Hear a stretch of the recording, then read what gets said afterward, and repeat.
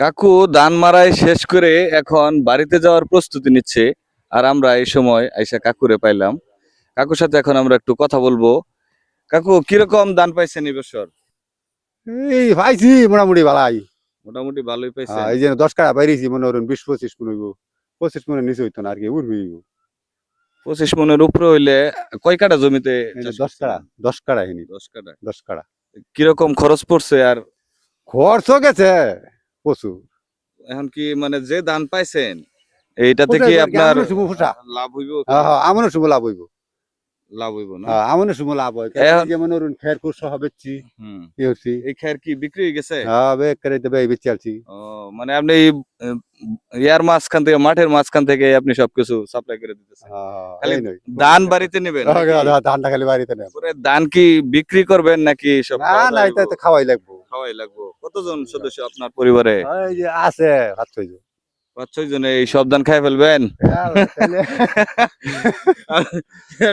খায়া করছে যদি আয় হয় বেচা। না সেটা ঠিক আছে, কিন্তু আপনারা তাহলে মোটামুটি খাওয়া দাওয়া ভালোই নাকি? খায়াটাই আয় হইলে হেরপর হইলো বেচা। না সেটা তো বুঝছি। কারণ কি সামনে আবার আইতাছে সিজন আইতাছে সেই সিজনেও তো এইটা দেই করু লাগবো। হ্যাঁ বুঝতে পারছি। এটা দেই করু লাগবো।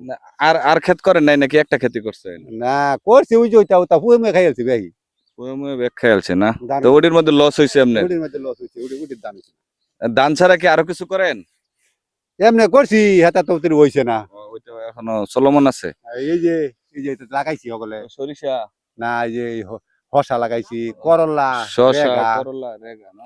এই যে সকলে লাগাইছি অন্ত সিজন এই যে লাগাইলাম সকলে আলাবাদ গুড়ি দেম খুঁড়া দেম বহুত কিছু করে লাগবে। আপনি কি সারাদিন এই কৃষির উপরেই? কৃষির উপরেই। আর কোনো অন্য না কোনো না না অন্য কোনো কাজ অন্য করি কোনো না। কাজ নাই না? না অন্য কোনো কাজ। সারাদিন তো আপনার বাড়ি কোন দিকে পড়ছে?